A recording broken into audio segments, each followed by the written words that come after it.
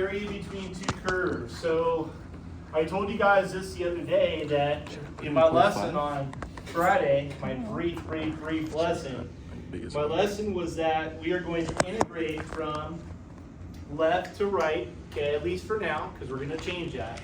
Left to right of the bigger one minus the smaller one, okay?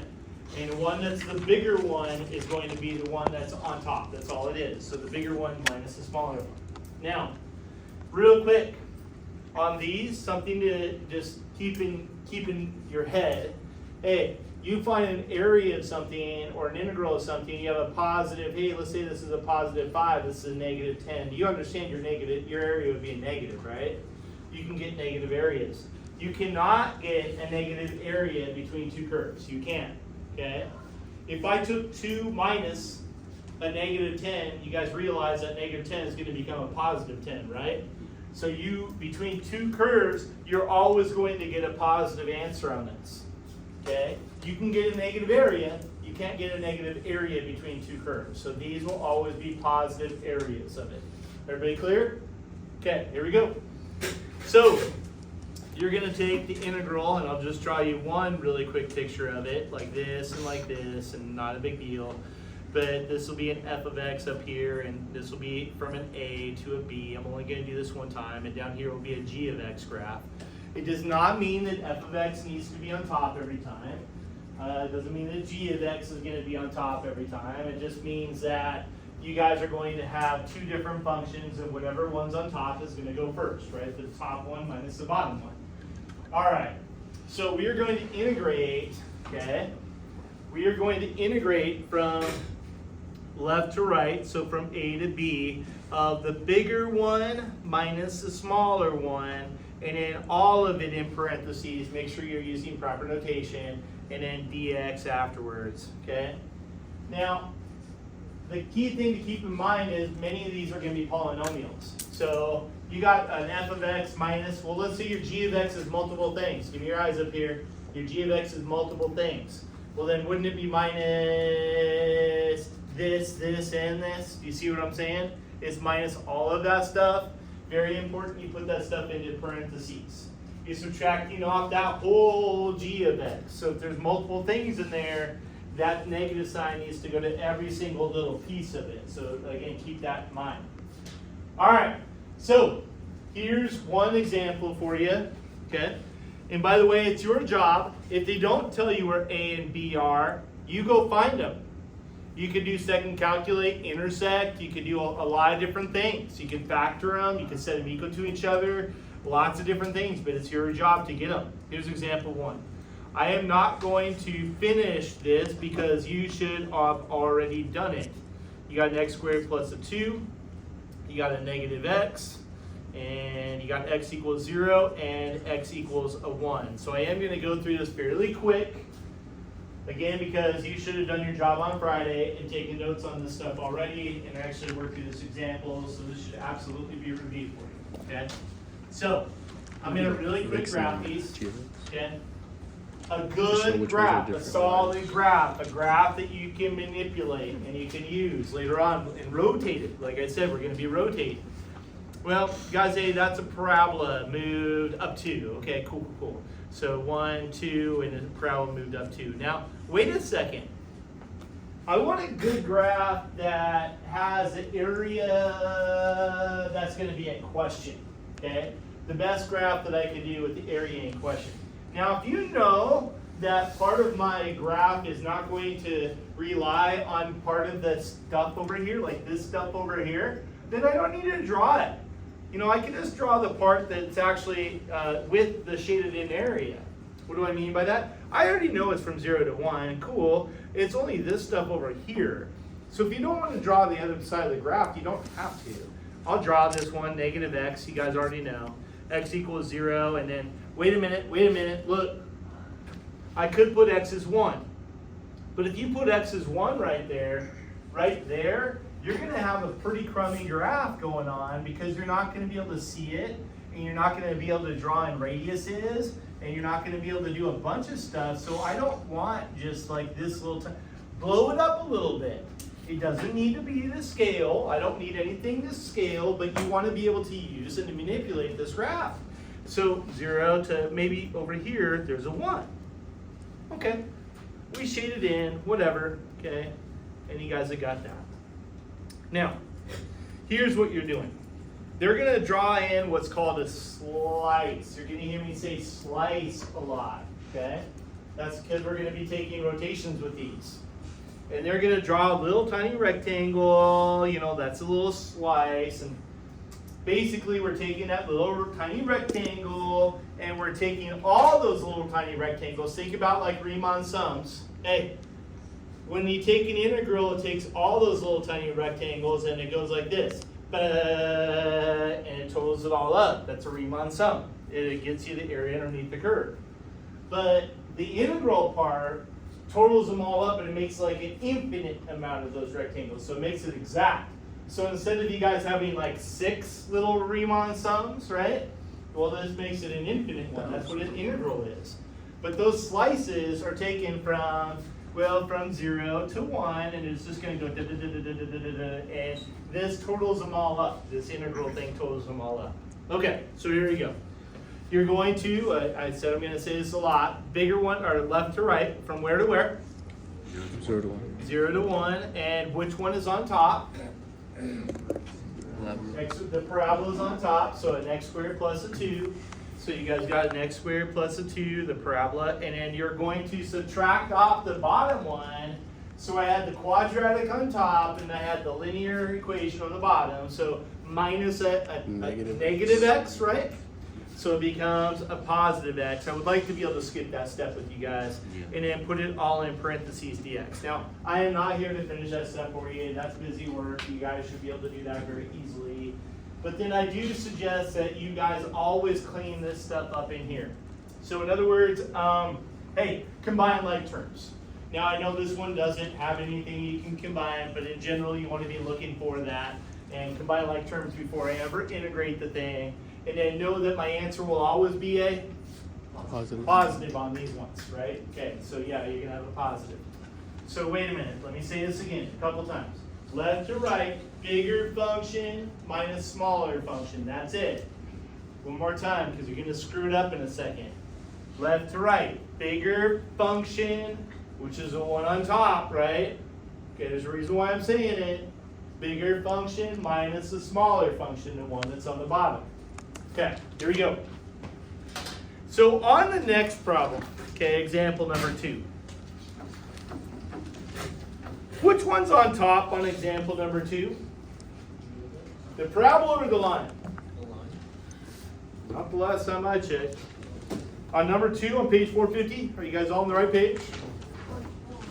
Oh, shoot, I'm sorry. I was talking about I know you guys are on a different page. You're looking at the 3D stuff. My apologies. On page 450, the one we did on Friday. My apologies. Which one's on top on that one? Page 450, guys. Example 2.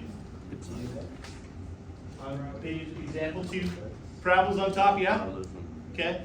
And then you're going to subtract off the line. Okay. Now, you guys got 2 options. You can either go second calculate and find out where they intersect. Okay, you can graph this one and graph this one and graph them. Okay, or you can do what I'm going to do right now. Okay, and let's say I got 2 minus x squared and then I have an x. So check this out. I got an x and I set it equal to 2x minus an x, or 2 minus an x squared. Sorry about that. Was that what the other function was? 2 minus x squared? Yeah. Okay, all right. All right, well, you can factor these out too. So now I know that I could graph this. Look, I could graph this in y1, and I could graph this in y2, and I could go second calculate and intersect, and I'll do that in a minute, okay, on a different problem right now. But if you can factor it out, you want to be able to factor the thing out, okay? So, because that would be on a portion of the exam that would be non-calculated portion. Okay, well, you need to get it equal to 0 to be able to factor anything. So you don't want to subtract the x because you want your parabola, your leading coefficient to be a positive. My squared term to be a positive so we can factor it. So instead of subtracting the x over, let's add the x squared over, and let's subtract the 2 over, and then I have a 0, right? So I had an x squared plus an x minus a 2 equals 0, and you go from there. All right, this is definitely a dime problem. You guys got a negative 2 and you got a 1, you got a 2 and a negative 1, so x plus 2, and then you got x minus a 1, and equals 0. And so, all right, you got x is equal to negative 2 and x equal to positive 1. So on this one, you guys see on your graph right there on page 450, example number 2, you guys are going from negative 2 to 1, right? So you can find these, again, if they don't give you the limits of integration, you guys need to go, find them.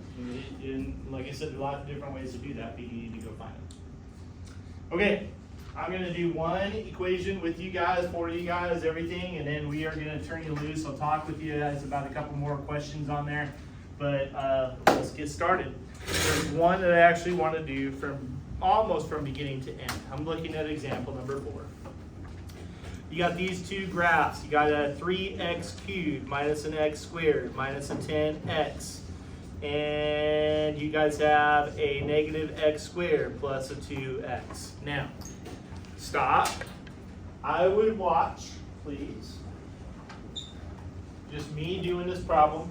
I'm probably not going to give you enough time for you guys to do this with me, so I would just watch me do it, okay? So here we go, clear, everything cleared. I got a 3x to the third power minus an x squared and minus a 10x. I don't have any idea what the graphs look like. Okay, you do. It's in your book, but you guys get the idea. And I got a negative x squared and a 2x, and I zoom 6 in, okay? Here's what my graph looks like. Okay. Which on this one is actually not a bad graph. I ain't gonna lie to you. But maybe I want a little bit better of a graph. Okay? I encourage you guys to play around with it, get more efficient with it, but check this one out. You guys know there's zoom buttons on the top. This is kind of a cool one. I'm gonna zoom box this sucker. And I'm just going to take, nothing happened. You guys see my toggle switch. I'm just going to go down here in the bottom left-hand corner and kind of, and just go to the little bottom left and then go right with it. I hit enter. I kind of mark the corner of it. And then I'm kind of just dragging it. You guys see I'm kind of dragging up my thing. I can make it go any direction that I want with my toggle switch. It's kind of cool.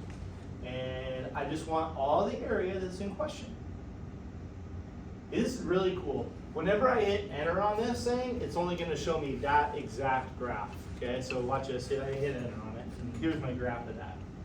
And this is actually a way better graph for me to manipulate or, throw around an axis. Okay, so now you could find all my x-intercepts really fast. Okay, so check it out. I know that this one's 0, 0. Duh. Okay, I could go over here. Okay, it's 2, 0. You guys see that. But let's say you didn't know it's 2, 0. What if it's 1.98? Go to second, calculate. I'm going to go down to intersect. It says first curve. It doesn't matter. You just hit enter, and you're marking the two curves. Why are they marking two curves? Because do you guys realize that you could graph like 10 of them? Right? You see them all? Right? 7, 8, 9, 10. You graph 10 of them. Second, calculate. I'm going to go intersect. I'm going to mark the first curve. Notice something. What happens to my toggle switch when I hit enter? Ready? 1, 2, 3. Boop. It jumps to the other one, right? It's pretty smart. So now I'm up to the second. Is that my second curve? Question mark. Yeah, that's my second curve. And then, and now it says guess. You'd have to obviously do this 3 times because I have 3 points of intersection. But I'm just going to do this one time real quick. And you just get closest to the point you want to use or get to. I'm going to get closer to that point and find out that one. Okay, so I go over here and all right, cool. And I hit enter. So that one's 2, 0. 2, 0 is over here, right there. And then I have another one down here, and I'm going to cheat. It's -2, -8. Okay, that's where this one hits, -2, -8. Now, I'm going to ask you a couple questions. And then I'm going to be done, okay? And we'll be starting on our assignment, and you guys get jamming on it. All right. So now, what's different about part of being in mathematics, physics, chemistry, everything? What's different about this one as opposed to the last 2 that we just did? The two curves switch between these on top. Good. I like it. You kind of answered 2 questions with 1. My next question would be, so wait a minute, how many different areas do I have up there? Two. You guys all see them? Yeah. Which equation is on top? Okay, wait a minute, there's a cubic. There's a cubic, look, a cubic. And then there's a quadratic, the quadratic. Which equation's on top? Cubic. Is a cubic on top or is a quadratic on top? Because remember, what did I ask you to do? This is as simple as it gets. My integral is from left to right, a bigger minus smaller, right? So I have to know which one's on top. Which one's on top? Cubic. Raise your hand. I can't hear. How? Own it. Anybody? Yeah, go. Cubic. Cubic. Yeah. Always? Yeah. Quadratic. Always? Why? Expound. On the right side, looks like the more up, and the Okay. left side is more down. Okay. So let's take the first area. Which equation is on top on that first area? The cubic. Cubic or quadratic? Cubic. Cubic. What about that second area? Which one's on top? Quadratic. Okay, quadratic. So what am I going to have to do? Come on, this is common sense. It really is. I know you've never done this before, but it is common sense. What am I going to have to do? Integral from -2 to 0. Two separate integrals. Where's my first integral from? Go. -2 to 0. -2 to 0. Cool. Left to right. Left to right. Dealing with the x values. -2 to 0. Which one was on top? Cubic. Cubic. You can't. Stop that. Hey, cubic. So what goes here? Go. 3x. 3x cubed minus x squared minus 10x. And then I have to subtract off the quadratic. So what's going to go next?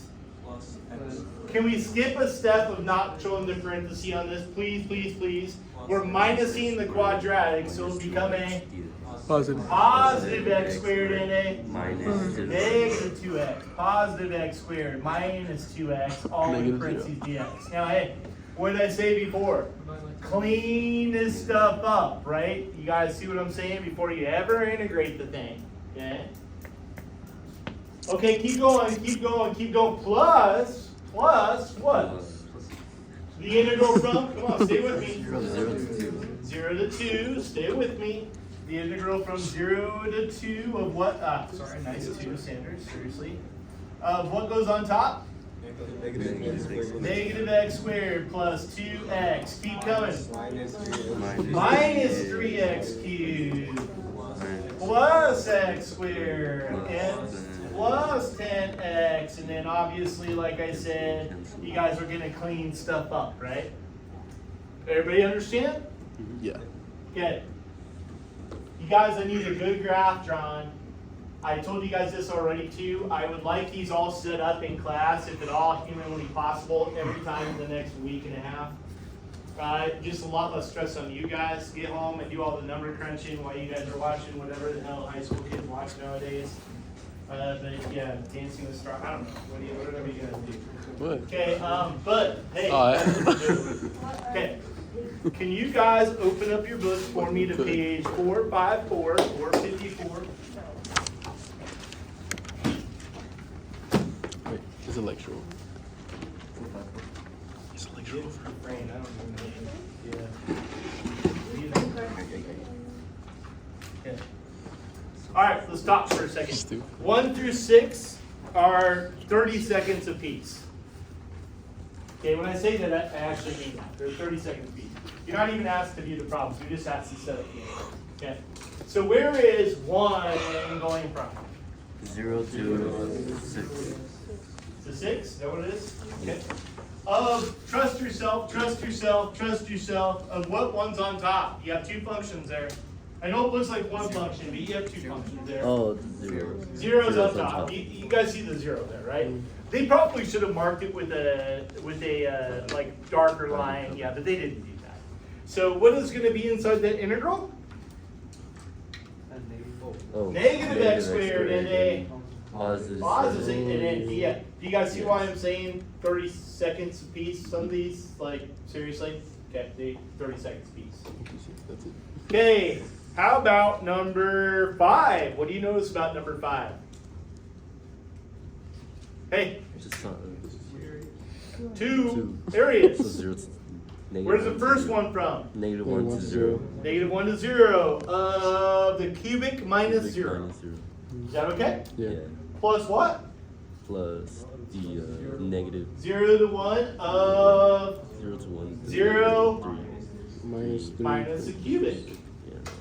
How many areas, please pay attention to this, for sure this one. How many areas on number 6? It's not a trick question, guys. 2. There's 2 still. Okay. There's a cubic. Hey, there's a cubic in the line. True? Yeah. Yeah. Watch what I'm going to do right now. I would pay attention. Which one's on top? Where is the first integral from? Negative 1 Negative to 1. 1. To what? 0 to 1. Negative 0 to 1. 1. Zero to Negative 1 one. bullshit. Where is it from? 0 to 1. 0 to 1. Okay. Unless I heard you wrong. 0 to 1. What function's on top? Just say cubic or line. Cubic. Cubic. Cubic minus the line. Is that okay with you guys? You guys all understand what I'm doing, right? Yeah. Okay. Watch this. You're gonna see this. Be damn sure they're symmetric. They might put a 2 out in the front on some of these. Do you guys see both those areas are the same? You're gonna see this in the answer key, okay? So instead of, hey, look. Instead of doing this one plus this one, right? They're just gonna do this one and just times the answer by a 2 because those 2 areas are the same. Okay. And you'll get the same answer on it, okay? But I'm not saying you have to do that at all, but I am gonna tell you, you will see that this chapter where they're going to split them up and times something by a 2. Everybody cool with that? Okay, you do not need to graph 1 through 6, okay? You need to graph all the other ones, and I don't want an obnoxiously huge graph or anything like that, that's not what I'm asking. But a graph that is very good, but a sketch, like you can draw it in like a minute and a half tops, okay? But one decent enough size that I can manipulate it like on Wednesday, okay? That's what I need from you folks. Okay, you guys have got 1 through 6, which again should be done in 3 minutes, 4 minutes. And then 19 through 28. It's gonna be a little bit of work today, okay? 19 through 28. Once again, I suggest that you guys try to get everything set up, if at all possible, in class, and then do the number crunching at home. Might be back. Okay? Number crunching at home. Okay. Reminder, hey, we're in the new math Bible today, right?